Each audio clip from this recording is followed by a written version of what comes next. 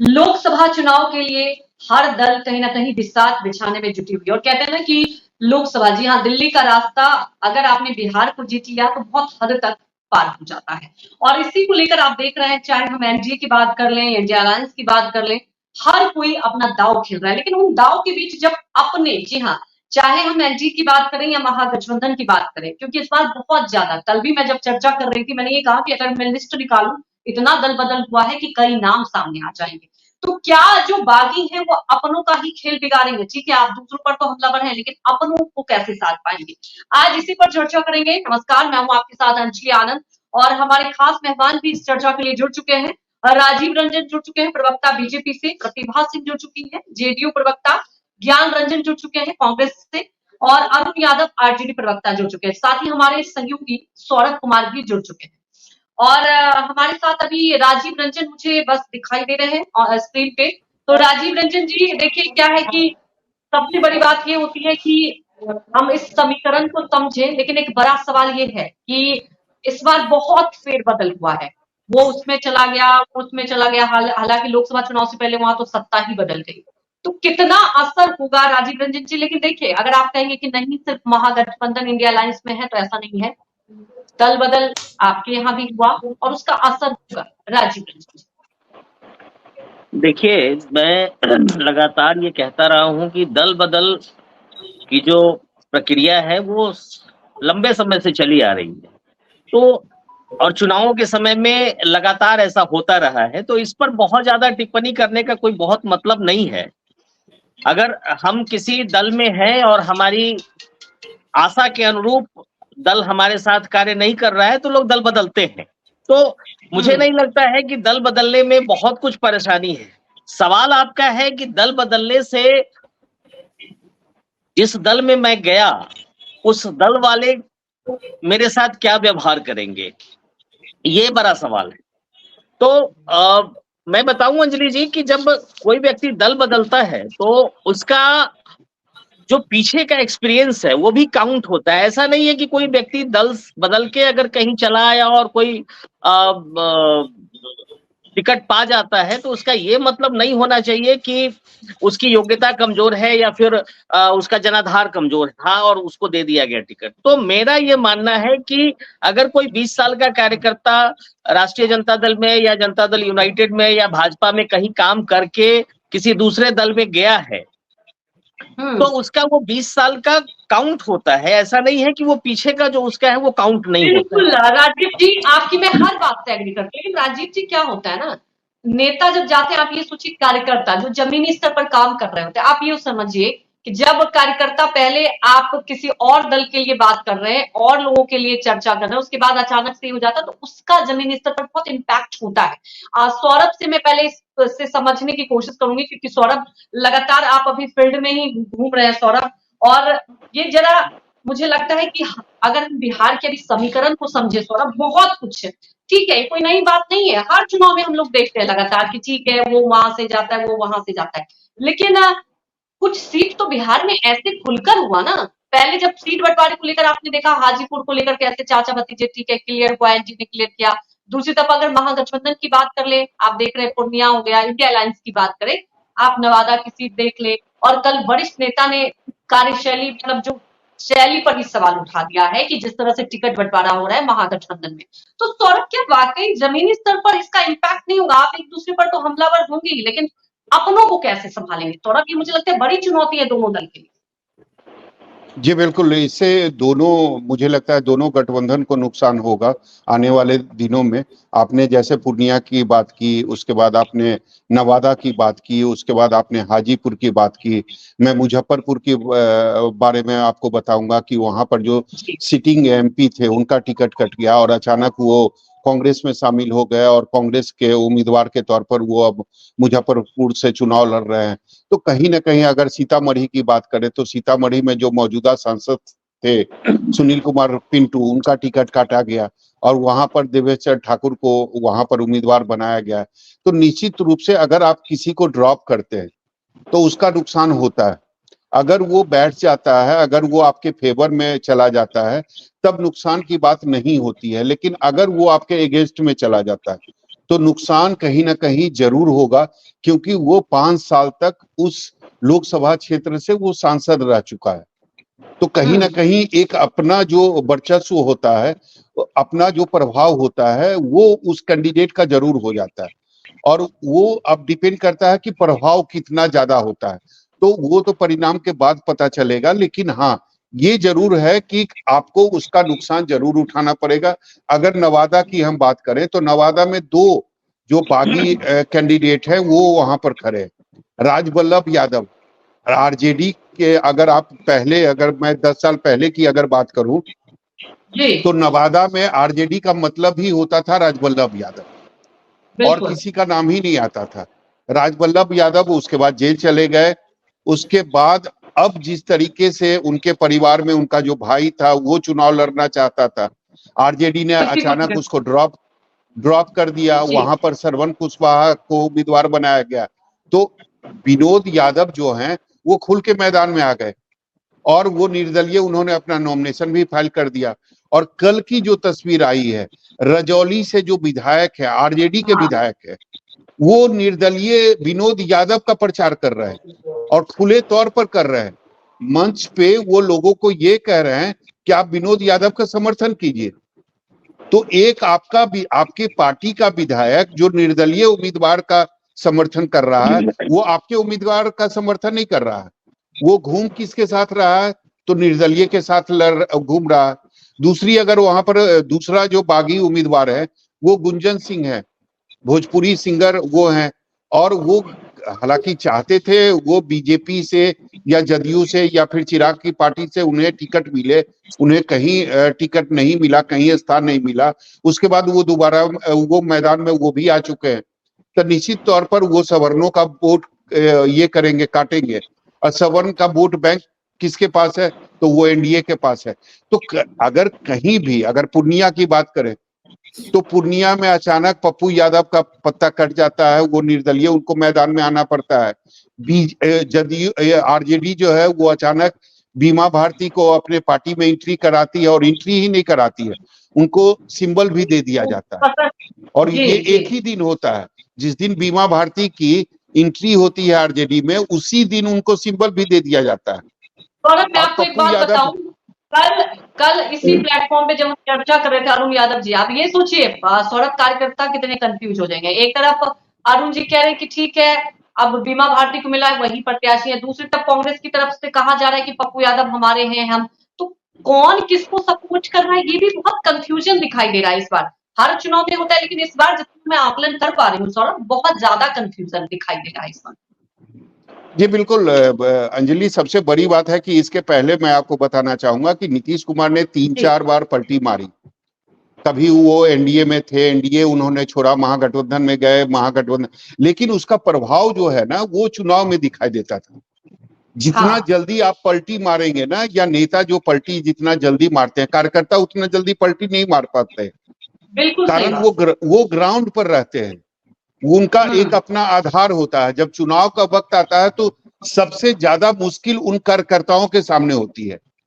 कल तक उस जिसको गाली देते हैं, जिस पर आरोप लगाते हैं, वो फिर चुनाव के वक्त उनके पास नहीं जाना चाहते।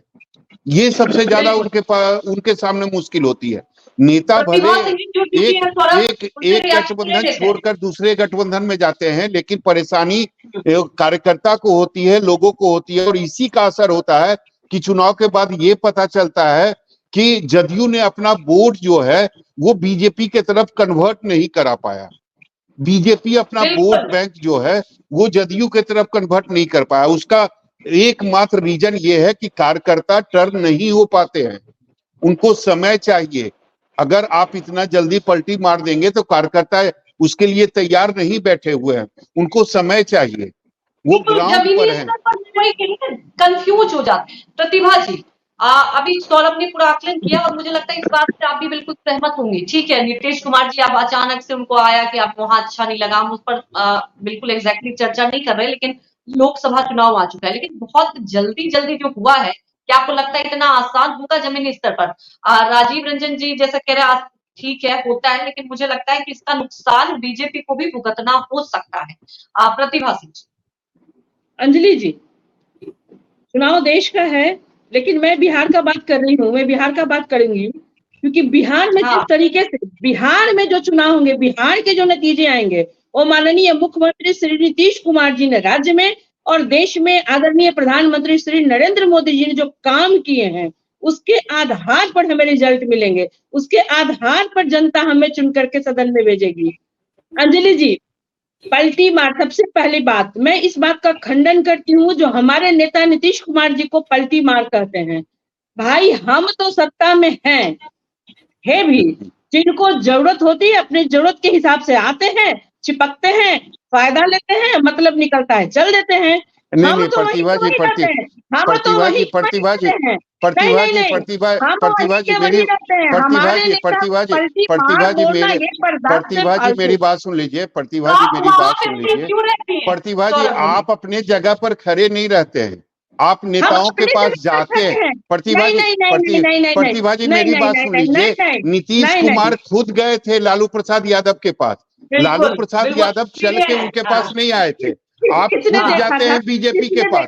प्रतिभा जी, प्रतिभा जी मेरी, प्रतिभा जी मेरी बात सुन लीजिए, उसके बाद आप अपना जवाब दीजिएगा। आप खुद गए थे 2-2 बार लालू प्रसाद यादव के पास, लालू यादव आपके मुख्यमंत्री आवास में वो नहीं आए थे, आप खुद जाते हैं बीजेपी के पास, बीजेपी के पास आप अपना दूत भेजते हैं, बीजेपी आपके दरवाजे पर नहीं आती है। तो ये मत कहिए कि आप अपनी जगह खड़े रहते हैं। हम तो ऑलरेडी सरकार में हैं, हम तो ऑलरेडी सरकार वो अलग बात है।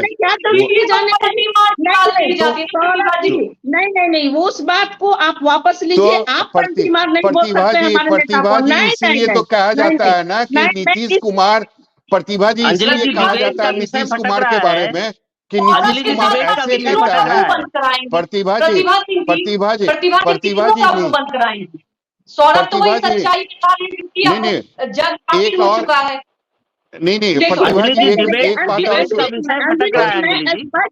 प्रतिभा जी मेरी बात सुन लीजिए, प्रतिभा जी मेरी बात एक और सुन लीजिए। प्रतिभा जी गठबंधन हुआ करती है और हमेशा से हर राज्य में जब परिस्थिति ऐसी बनती है तो गठबंधन कई दलों के साथ किए जाते हैं। तो नीतीश जी ने बनाया ना इतनी बार शपथ लेने का, क्या जरूरत पड़ जाती है जब सब कुछ सही चल रहा था। इसीलिए सौरभ ने इस बात का जिक्र किया, इसलिए क्योंकि नीतीश जी तो आसानी से चली जाते हैं, लेकिन उन कार्यकर्ताओं को क्या क्या आपसे जवाब हो सकता था, लेकिन पलटी मार ये असहनीय शब्द है, ये नहीं गठबंधन बदलने से बोल सकते। प्रतिभा जी, प्रतिभा जी और मैं आपको बता दूं, प्रतिभा जी और मैं आपको बता दूं, आप प्रवक्ता हैं और सबसे ज्यादा मुश्किल जो है ना वो प्रवक्ताओं के सामने ही आता है। अगर आपका नेता गठबंधन बदलता है ना तो आपके भी सुर अचानक बदल जाते हैं, पूरी तैयारी करनी पड़ती है, फिर आपको लालू प्रसाद यादव का गुणगान करना पड़ता है। आप लोग बात कर लीजिएगा आपस में बाद में। ज्ञान रंजन जी को भी बहुत देर से कुछ कहना चाह रहे हैं, प्रतिभा जी मैं आपके पास आऊंगी, लेकिन प्रतिभा जी बहुत मुश्किल है सीरियसली डिफेंड करना, क्योंकि अब नीतीश जी की पॉलिटिक्स को ही पलटीमार पॉलिटिक्स के तौर पर बाबू के नाम से जाने बनाया गया। आते प्रतिभा जी, ज्ञान रंजन जी जल्दी से। देखिए ये कोई प्लेटफॉर्म नहीं है जहाँ पे हम लोग बोले, ठीक है कुछ चीजों को शब्दों पे लेना नहीं चाहिए तो होते ही रहता है, लेकिन एक तथ्य है और एक फैक्ट है बिहार के लिए कि बिहार के बिहार से जो कहते हैं ना कि बाहर जब जाते हैं तो यही छवि बन गई है कि बिहार में जो सरकारें होती है वो पलटी मारते रहती है, इसमें कहीं कोई दो मत नहीं। आप अपने नेताओं के बारे में जरा देखिए, क्या हम उस पर अब चर्चा नहीं करेंगे क्योंकि वो वक्त निकल गया, हम लोकसभा चुनाव के मद्देनजर सवाल पूछिए, बता देते हैं, सवाल पूछिए। ज्ञान रंजन जी मेरा सवाल आपसे है कि आप मुझे जरा पूर्णिया सीट को लेकर क्लियर, कल भी मैं क्लियर नहीं हो पाई, अरुण जी कुछ और कह रहे थे, हमारे आपके कांग्रेस की तरफ से कुछ और कहा जा रहा था, तो सवाल ये कि मुझे पूर्णिया सीट को लेकर क्लियर कर दीजिए, क्या कांग्रेस का समर्थन है पप्पू यादव को? मैं बहुत साफ शब्दों में बोलूंगा, कल कौन आके क्या बोला मुझे उसकी जानकारी नहीं, मैं कांग्रेस पार्टी का मैं कांग्रेस पार्टी का अधिकारी परिवक्ता हूं, मैं ईमानदारी से बात बोलता हूं कि इंडिया अलायंस के कांग्रेस पार्टी बहुत ही एक इम्पोर्टेंट विंग है, अंग है, और महागठबंधन ने बहुत मुश्किल से टिकट वितरण किया है और बहुत तरीके से पाता है। महागठबंधन की जो वहां पे कैंडिडेट है वो बीमा भारती है, और महागठबंधन से इतर होकर अगर कोई भी व्यक्ति उसको डालता है या जो भी नॉमिनेशन करता है या चुनाव लड़ता है उसकी जिम्मेवारी महागठबंधन या कांग्रेस पार्टी नहीं लेती है। हम प्रतिबद्ध हैं महागठबंधन के जितने भी कैंडिडेट है उस पे कांग्रेस पार्टी और हम सभी इंडिया गठबंधन के अलायंस मुखर होके दम जाके उनके लिए प्रचार प्रसार कैंपेन करेंगे और जनता के बीच में जाके मैसेज देंगे। बीमा भारती के लिए मुखर है, लेकिन पप्पू यादव जिन्होंने विलय कर दिया अपनी पार्टी का कांग्रेस पर भरोसा करके, लालू यादव तेजस्वी यादव से बात कर ली, कांग्रेस ने मतलब क्या मैं बोलूं कि आप लोग इतना भी फाइट नहीं कर पाए। वो तो कह रहे थे कि बात हो गई, पूर्णिया मेरे लिए लाइफ लाइन है, उसके बाद देखिए पप्पू यादव इतर है, पप्पू यादव कांग्रेस से इतर हो चुके हैं। अंजलि जी, मैं आपके सवालों को बहुत अच्छे से समझ चुका हूँ और बहुत शांति से मैं इसका जवाब देना चाहता हूँ। उतनी शांति से उम्मीद करेंगे कि आप लोग इसे सुनेंगे। देखिए, पप्पू यादव जी की इमोशंस और उनके जो बातें हैं उनकी मैं कद्र करता हूँ, वैल्यू करता हूँ, क्योंकि वो बहुत ईमानदारी पूर्वक आके मंच पे अपनी बातों को रखे। उन्होंने कांग्रेस को अपनी माँ कहा, इस इमोशंस को मैं समर्पित होकर उन्हें सादर नमन करता हूँ, ये बहुत अच्छी बात है। लेकिन कभी कभी गठबंधन में जब हम जाते हैं तो गठबंधन में कुछ चीजें जो होती है, हम होता है ना, गिव एंड टेक का रिलेशन होता है। यहाँ पार्टी का क्या होता है कि हम करते हैं, लेकिन कभी कभी मजबूरियों में कोई चीजें नहीं मिल पाती है जिसके लिए हम लड़ते हैं या जिन चीजों को कर पाते हैं। महागठबंधन में हमेशा होता है, ये सिर्फ हमारी पार्टी में नहीं हुआ, बीजेपी में बहुत जगह हुआ, आप देख सकते हो। तो ये गठबंधन में हमेशा ऐसी चीज होती है कि कुछ चीजें हमको सेक्रीफाइस करना पड़ता है, कुछ सामने वाले को करना पड़ता है। और मैं इसीलिए ईमानदारी से कहता हूँ, छोटा सा सवाल इसी से जुड़ा हुआ है, आपको बात भी कंप्लीट महागठबंधन में एडजस्ट करना पड़ता है, लेकिन कांग्रेस ने ही एडजस्ट किया है हर राज्य में। मैंने देखा, मैं यूपी की बात करूं, आज महाराष्ट्र की भी बात देखी मैंने, जिन सीटों को लेकर पेच फंसा हुआ था, अंत में कांग्रेस से जुटी, यहाँ आरजेडी की चली, तो कांग्रेस ही तो हर जगह एडजस्ट कर रही है। देखिए अंजलि जी, ये बहुत बड़ा प्रश्न है और इसकी बहुत ईमानदारी से दूंगा। 2024 का जो इलेक्शन होने वाला है, इलेक्शन देश की दिशा और गति तय करेगी। ये तय करेगी कि क्या 5 किलो अनाज के लिए सरकार बनाएंगे या शिक्षित युवाओं को रोजगार देने के लिए सरकार बनाएंगे। यहाँ पे कांग्रेस ने डे 1 से, आपने देखा होगा, जब हमारे नेता राहुल गांधी जी पद यात्रा किए तो उन्होंने ये बोला कि अगर हमें बड़ा दिल दिखाना होगा, जहां सेक्रीफाइस करना हो करना होगा, लेकिन इस देश की जनता को इस कृत्रिम, मैं बोल रहा हूँ मतलब आर्टिफिशियल महंगाई से निजात दिलाना पड़ेगा। ऐसे सरकार से निजात दिलाना पड़ेगा जो युवाओं को 2 करोड़ नौकरी देने के वादे करके आज तक कुछ जुमला साबित करते आए, सिर्फ बड़े बड़े लक्ष्यदार बातों से करके देश को वहां को भटकाते हैं, व्हाट्सएप यूनिवर्सिटी से उन्हें उनके भ्रम जाल में फैला के रखते हैं। और इसके लिए अगर हमें 2 कदम पीछे भी चलना होगा, अगर हमें विष भी पीना होगा तो हम विष पीने के लिए तैयार है। हमारे नेता राहुल गांधी जी ने पहले इस बातों को कहा। मैं आपके सवाल का जवाब दे रहा हूँ, सुन लीजिए अंजलि जी प्लीज, अंजलि जी प्लीज, बहुत गंभीर बात कर रहा हूँ, मुझे टोकी लीजिए, कंप्लीट करने दीजिए, नहीं कंप्लीट करने। मैं बोल रहा हूँ कि ऐसे में हमारे नेता ने डे 1 से, मतलब आज से 8 महीने पहले से ही कर्नाटक इलेक्शन से उन्होंने ये कहा कि हम मुद्दे की राजनीति करेंगे और हमें जहां जहां गठबंधन जब होगा, अगर हमें दोस्त के पीछे भी जाना होगा तो हम कॉम्प्रोमाइज करेंगे, लेकिन हमारा मेन मकसद है देश के संविधान और देश में जो हमारी जनता है उसे उनकी आवाज, उनके अधिकार दिलाना। आप भी जानते हैं अंजलि जी कि आज के दर में हम 82.5 82.5 जो बेरोजगार है, जिसमें 65.5, मैंने ये डेटा कल भी देखा था, ILO का है, 85.2 में 65.5% ऐसे ही हुए हैं जो पढ़े लिखे हैं, जो बेरोजगार हैं। और ग्रामीण युवा, ग्रामीण युवा को तो भूल ही जाइए। तो मैं इसीलिए कहता हूँ कांग्रेस पार्टी ने इसलिए सेक्रीफाइस किया है। सवाल गिर्द गिर्द रहे ज्ञानरंजन जी, इस सवाल पर आएंगे। हाँ ज्ञानरंजन जी, महत्वपूर्ण ये हो जाता है ना कि जब हमारे कैंडिडेट ज्यादा, आपने कहा कि ठीक है कांग्रेस के मुद्दा यही है, मनसा ये, देश के लिए बहुत सारे मुद्दे गिनाए आपने और राहुल गांधी जी भी लगातार उन मुद्दों को उठा, लेकिन जब कहते हैं ना कि मजबूत खुद कांग्रेस रहेगी तभी तो उन मुद्दों को जनता, कहते हैं ना जनाधार तो मजबूत होना होगा। इसलिए हम लोग सवाल बार बार कह रहे हैं कि कांग्रेस क्यों हर जगह कॉम्प्रोमाइज कर रही है। तो वक्त भी बहुत लग गया, कई साथी आपके छूट के चले गए। मैं फिर से आपके पास आऊंगी क्योंकि अरुण जी भी बहुत देर से कुछ कहना चाह रहे थे, वो डिबेट में एंटर नहीं किए। ज्ञानरंजन जी आपके पास दोबारा आऊंगी। राजीव जी भी आपके सवाल का जवाब देना चाह रहे हैं जो आपने सवाल उठाए। अरुण जी, कल भी मैंने ये सवाल उठाया था और आज सौरभ ने कई सीटों को लेकर जिक्र किया और सौरभ लगातार जमीनी स्तर से रिपोर्टिंग करते हैं, ग्राउंड स्तर से दिखाते हैं तस्वीरों को, तो आप तो एग्री करेंगे ना कि मुश्किल है, अपनों से ही थोड़ी दिक्कत है। कल वरिष्ठ नेता देवेंद्र यादव ने सवाल उठा दिए थे, चिट्ठी लिखी है।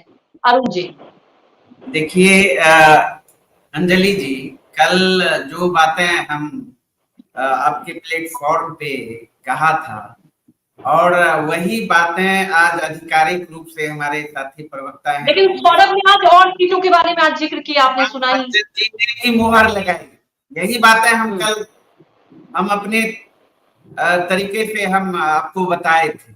एक साथी कांग्रेस के थे वो, लेकिन आधिकारिक प्रवक्ता नहीं थे, और उन्होंने अपने तरीके से वो बात, व्यक्तिगत उनकी राय थी, लेकिन पार्टी की जो कांग्रेस राय थी वो हम शेयर कल किए थे, और आज उस पर ज्ञान रंजन जी ने भी मुहर लगाया।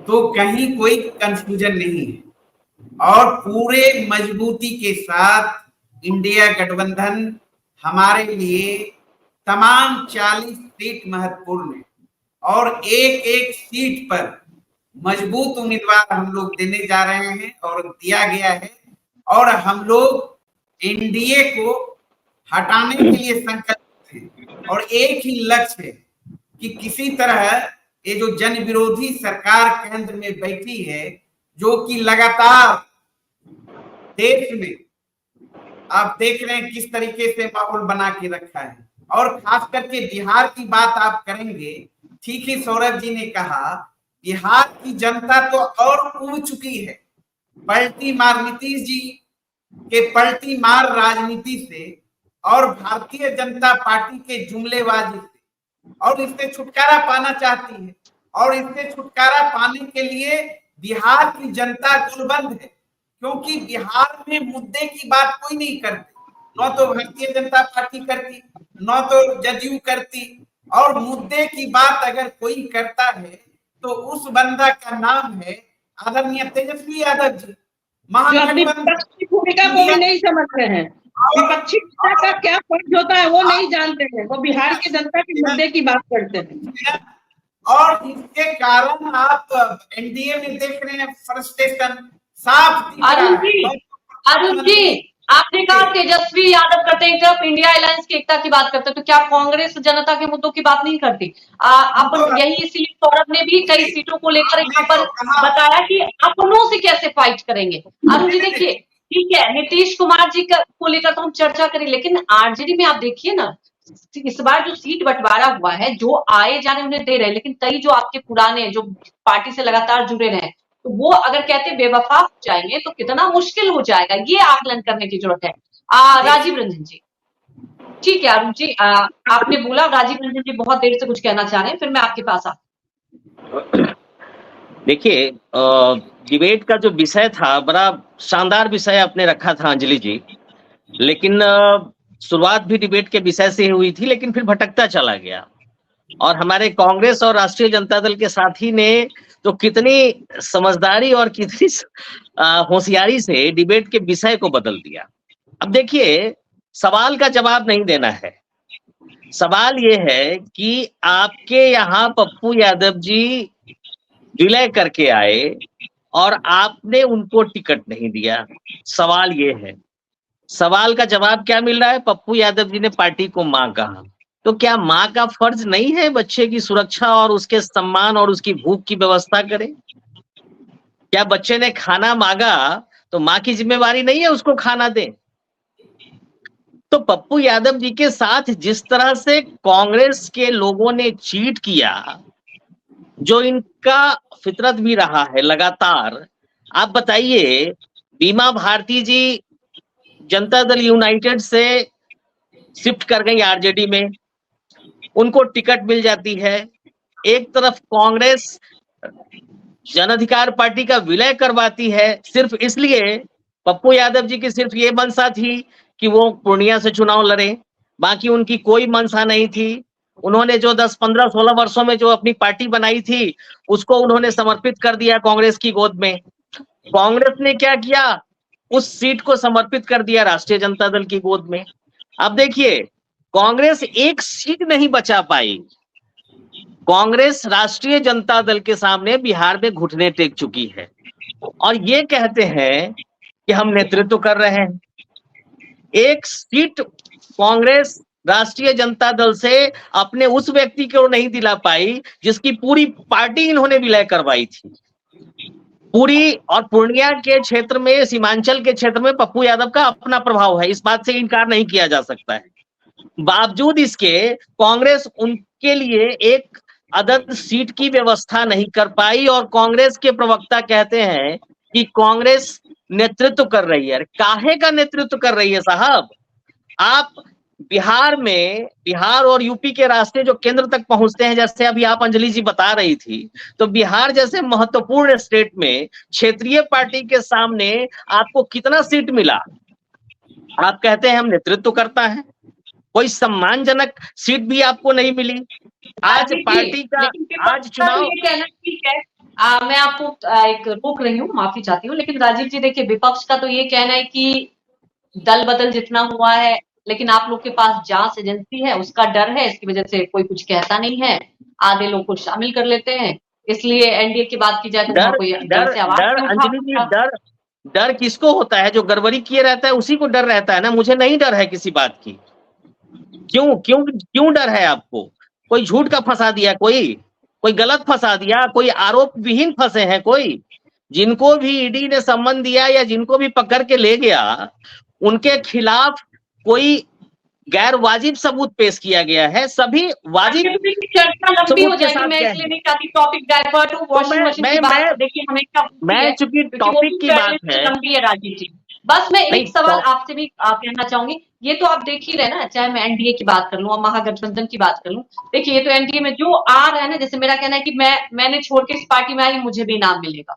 इस बार तो यही देखा जा रहा है, खास तौर पर सौरभ बख्शी इसका आकलन करेंगे, क्योंकि क्या हो रहा है कि जो भी बीमा भारती देखिए आई तो उनको इनाम मिला, और ये बात तो बिल्कुल मैं एग्री करूंगी राजीव जी आपकी बात से कि कांग्रेस एक भी सीट के लिए फाइट नहीं कर पाई, एकदम घुटने टेक गई, और इसका वजह भी ज्ञान रंजन जी।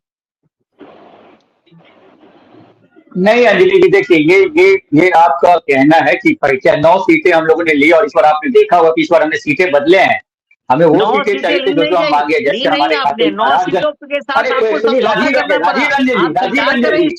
राजीव रंजन जी, अरे जिसपे 56 छेद है मत बोलिए, बीजेपी कम है क्या?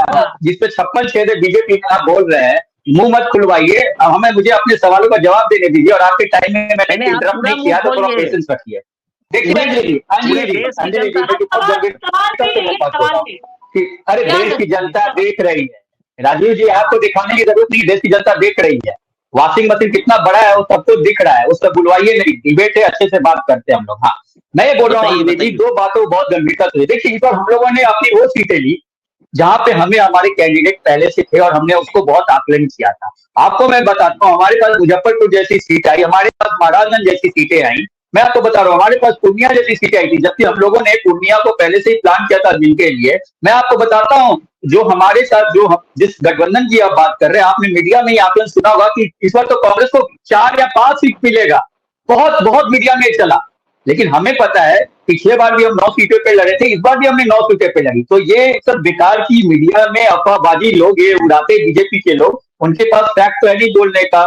पिछले बार भी हम 9 पे लड़े थे, इस बार भी हम 9 पे लड़े। तो ये बिल्कुल सरासर गलत है कि कांग्रेस ने घुटने टेक दिए, कांग्रेस ने लड़े नहीं, ये सब गलत की बात है। कांग्रेस लड़ा और कांग्रेस की ये कारकर्दगी थी, 1 सीट थी पूरे पिछले 40 में से 39 सीटों में कांग्रेस ने 1 सीट बचाई थी। और इस बार भी मैं कहता हूँ, इस बार महागठबंधन हम लोग एक साथ मिलकर लड़ रहे हैं, और इस बार आप देखिएगा बीजेपी जिस तरह से कूद रही है ना, कहीं नहीं कुछ जाने वाला। और मैं ईमानदारी से एक बात बताता हूँ, बहुत जो महागठबंधन में हो रहा है और बिहार की राजनीति की एक बात कहना चाहता हूँ। आप देखो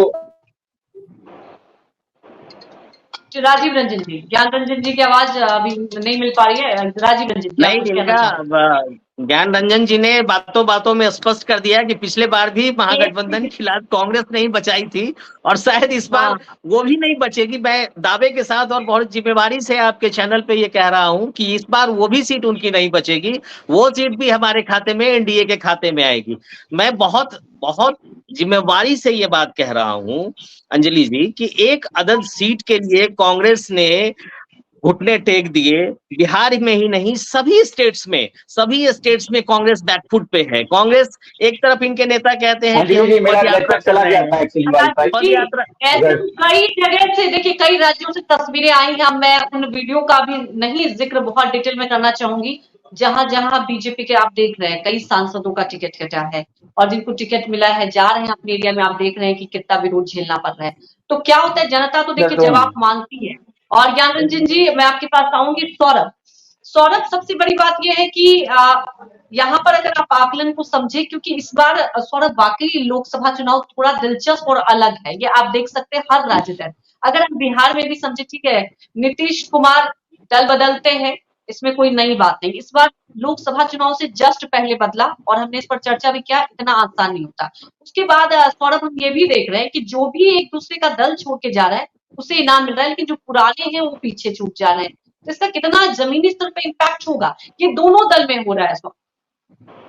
जी बिल्कुल, ये दोनों दल में हो रहा है। और सबसे बड़ी बात है कि कई जगहों पर इसका विरोध भी सामने आया है।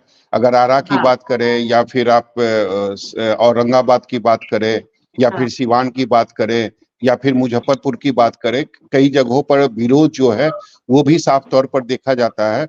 जब कोई नया कैंडिडेट उस जगह पे पहुंचता है, या तो चुनाव प्रचार करने के लिए या फिर अपना नॉमिनेशन फाइल करने के लिए, तो विरोध भी सामने दिखाई देता है। लेकिन सबसे बड़ी बात है कि अगर परिणाम की बात करें तो निश्चित तौर पर एक अच्छी बात यह है कि इस बार नीतीश कुमार जो है वो एनडीए के पास आ गए, एनडीए गठबंधन के पास आ गए।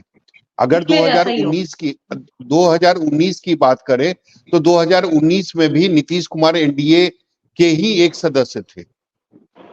तो इस बार जो 2024 का चुनाव है, ये महागठबंधन में नीतीश कुमार नहीं है बल्कि एनडीए में आ गए। तो समीकरण जो है ऑलमोस्ट उसी टाइप का है जो 2019 में था। सीटों में जरूर थोड़ा सा मतलब फेरबदल हुआ है, थोड़ा सा बदलाव हुआ है, लेकिन बाकी जगहों पर लगभग तय है। इस बार नीतीश कुमार 16 सीटें नीतीश कुमार को मिली है। इसके पहले 17 सीटें मिली थी। लोजपा को इसके पहले 6 सीटें मिली थी, इस बार 5 सीटें मिली है। हालांकि लोजपा में बहुत कुछ बदल चुका है। लोजपा में चाचा भतीजा 2019 में साथ थे, इस बार अलग अलग है। हालांकि चाचा ने शुरू में तो बगावती सुर उन्होंने अपनाया था, लेकिन मुझे लगता है कि शायद उनको समझ में आ गया कि बगावत करने से कुछ फायदा होने वाला नहीं है। कारण हो सकता है कि महागठबंधन से जो वो चाहते होंगे उन्हें नहीं मिला होगा, इसलिए महागठबंधन की तरफ उन्होंने रुख ही नहीं किया। तो अब वो एनडीए के ही सदस्य हैं और बार बार ये कह रहे हैं कि एनडीए को हम मजबूत करेंगे, यानी 40 सीटों में बिहार की जो 40 सीटें हैं उसको जिताएंगे, उसको उसमें और मजबूती लाएंगे। तो मुझे नहीं लगता है कि इस बार बहुत ज्यादा राजनीतिक फेरबदल जो है वो होने वाला है। लेकिन हाँ, इसका असर जरूर ग्राउंड पर दिखाई देता है। जब अगर कोई जो मौजूदा एमपी होते हैं उनका अगर टिकट काटा जाता है, या लोग जिसे चाहते हैं या जिसकी अपेक्षा करते हैं, अगर उनके जगह पर कोई दूसरा कैंडिडेट आ जाता है, या कोई अचानक आपकी पार्टी में शामिल हो जाए और उनको एक रात में 1 मिनट के अंदर उनको सिंबल दे दिया जाए, चाहे बात पूर्णिया की करें, चाहे बात औरंगाबाद की करें। औरंगाबाद में अभय कुशवाहा जो कि जदयू के युवा प्रदेश अध्यक्ष पहले हुआ करते थे, अचानक वो आरजेडी में शामिल होते हैं, अचानक उनको औरंगाबाद का टिकट मिल जाता है।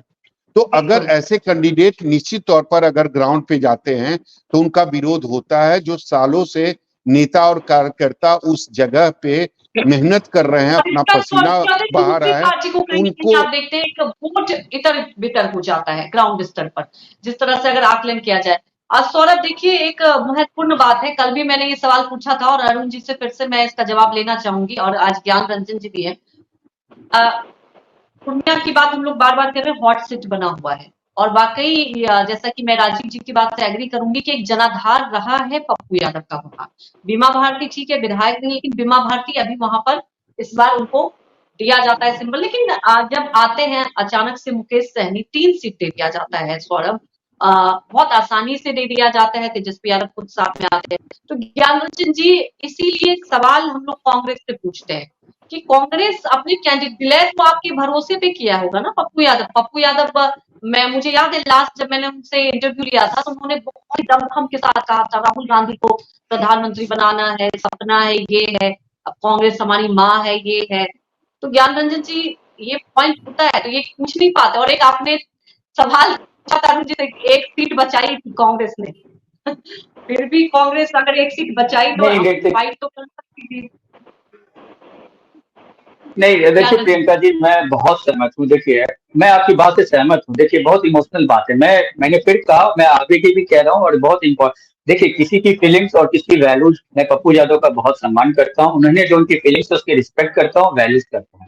लेकिन जब हम गठबंधन में जाते हैं, अंजलि जी, तो आप भी जानते हैं, आप मीडिया को कवर करते हैं, चाहे देश में उत्तर चाहिए, पूरब चाहिए, पश्चिम चाहिए, कहीं भी जाइए, उत्तर से दक्षिण जाइए, जहां भी अलायंस होती है, अलायंस की कुछ मजबूरियां हो जाती हैं।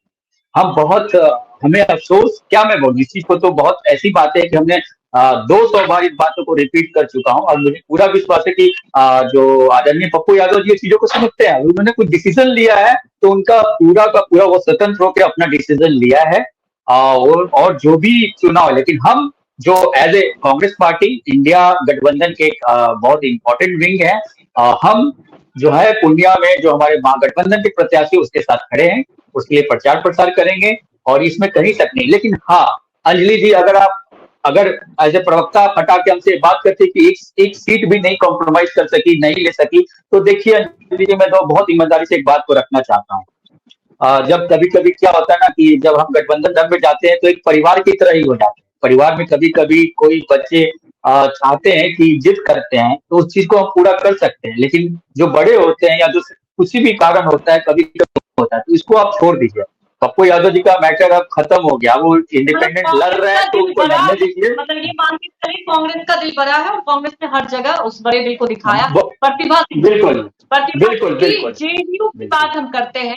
आप बुरा मान गई थी जब सौरभ ने कहा था नीतीश कुमार की पॉलिटिक्स को लेकर, और देखिए ये चर्चा होती है प्रतिभा सिंह जी, आप माने नहीं माने, लेकिन ये जरा बताएं, अगर हम जेडीयू की बात करें, जेडीयू का जनाधार आप देखिए वोट शेयर की कम होते ही जा रहा है, तो कितना आसान है इस बार, क्योंकि इस बार तो बहुत ज्यादा फेरबदल हुआ है प्रतिभा सिंह जी जेडीयू में। अंजलि जी, जैसा कि मैंने पहले भी कहा कि परिस्थिति के हिसाब से कुछ परिवर्तन होते हैं, ठीक है, लेकिन हमारी सरकार ने, आदरणीय विकास पुरुष श्री नीतीश कुमार जी ने जितना काम किया है बिहार के अंदर, हमें जनता बहुत ही शौक से वोट करेगी। हमें बहुत ज्यादा मेहनत करने की भी जरूरत नहीं है। जितना काम बिहार के अंदर हुआ है अंजलि जी, आप याद कीजिए 2005 से पहले वाला दौर, क्या हम लोगों ने कभी सोचा था कि वो बिहार ऐसा बदलेगा? बदलने वाले कौन है? नेता नीतीश कुमार जी। तो बिहार की जनता सब देख रही है, सब जानती है, सब कुछ उसके सामने है। चाहे आप लॉ एंड ऑर्डर की बात करें, बच्चों के एजुकेशन की आप बात करें, महिला सशक्तिकरण की आप बात करें, रोजगार की बात करें, नौकरियों की आप बात करें, तो जिस तरह से नीतीश कुमार जी ने काम किया है, बिहार को उन्होंने बदला है, तो यहाँ की जनता हम तो अपने काम के आधार पर वोट मांगते हैं जनता के बीच।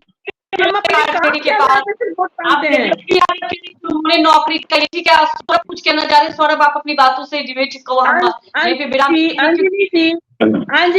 प्रतिभा जी आपसे मेरा 2 सवाल है।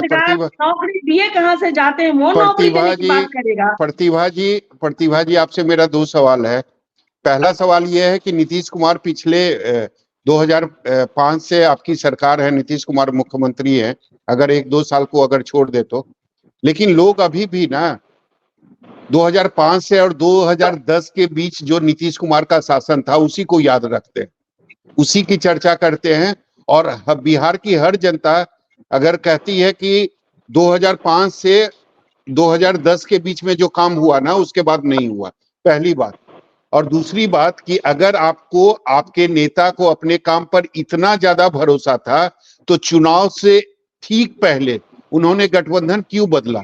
इसीलिए बदला कि अगर हम बीजेपी के साथ जाएंगे, एनडीए के साथ जाएंगे, तो मुझे चुनाव के बाद ज्यादा फायदा मिलेगा। नहीं सौरभ जी, मैं आपके दोनों बात का जवाब देता हूँ। पहला बात का जो आपने पहला सवाल किया 2005 से 10 के बीच के कार्यकाल की, तो 2005 का वो जंगल राज जिसके खिलाफ हमारे नेता को जनता ने मैंडेट दिया, हमारी सरकार ने, आदरणीय नीतीश कुमार जी ने इतना काम किया बिहार के अंदर, लोग सोच भी नहीं सकते थे। प्रतिभा जी मैं कह रहा हूँ, लेकिन 2010 के बाद काम नहीं हुआ ना। आप मेरी बात सुन लीजिए। आपने 5 से 10 के कार्यकाल की बात को कहा, तो मैंने उसका जवाब दिया कि चूंकि देखिए, अगर आप भूखे हैं, आपको थोड़ा सा कुछ खाना मिल जा रहा है ना, खाना पकड़ा है, खाना मिल रहा है, तो आपको अच्छा लगेगा, क्योंकि आप भूखे थे। अब उसके बाद चूंकि इतना डेवलपमेंट हो गया, 10 के बाद और अब जनता को क्या चाहिए भाई? हर घर हमारे नेता ने बिजली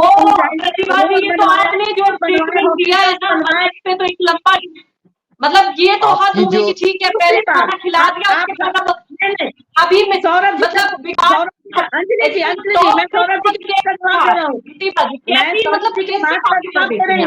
सौरभ जी ने दूसरा सवाल किया, पहले बीजेपी के साथ क्यों जाकर के मिले? अरे भाई, हम तो सरकार में तब भी थे, आज भी है, बदलता तो विपक्ष है।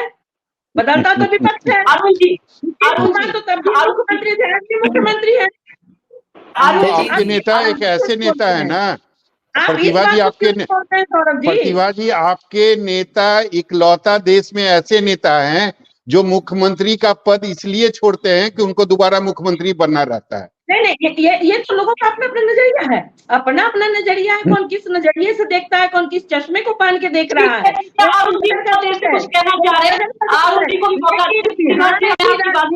देश की राजनीति में आदरणीय नीतीश कुमार जी की प्रासंगिकता, उनके बिना बिहार में कोई राजनीति की बात सोच ही नहीं सकता है।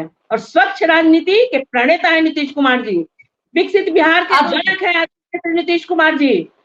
हम जैसी महिलाओं को मुझे लगता है फिर बदलना ही नहीं चाहिए था पाला। अरुण जी जल्दी से जवाब दें, अरुण जी, 1 मिनट का वक्त। अंजलि जी, लोगों को इतना ही घमंड था और नीतीश जी के काम पर। 2014 के लोकसभा चुनाव में तो नीतीश जी अकेले दम पे चुनाव लड़े थे, कहाँ चला गया था वो विकास? वो देश और राज्य के चुनाव में फर्क होता है भाई। सुन लीजिए प्रतिभा जी, हम बोल नहीं रहे थे, सुनिए। 2014 का याद है ना लोकसभा चुनाव? अरे मुझे सब याद है, आप सुनाइए तो।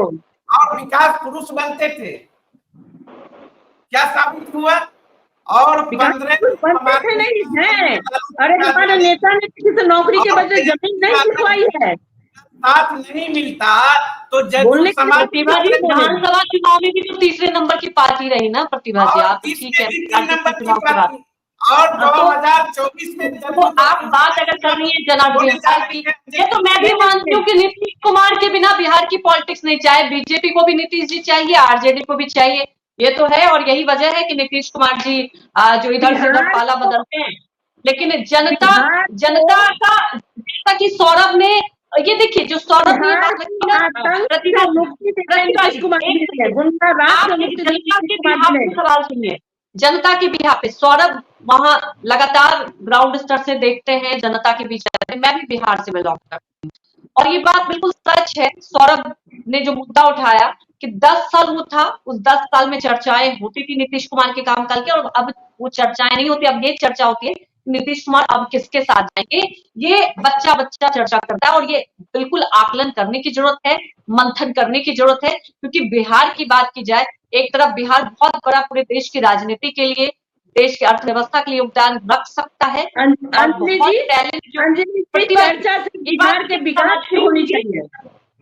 बिल्कुल, ये बात समझनी होगी। अब वाली बात ये है,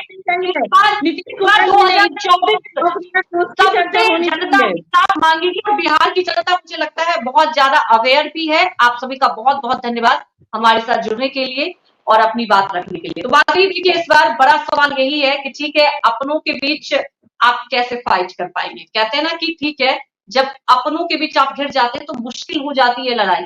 तो इस बार 2024 की बात की जाए तो वाकई लड़ाई आसान है कि मुश्किल हो चुका है। धन्यवाद।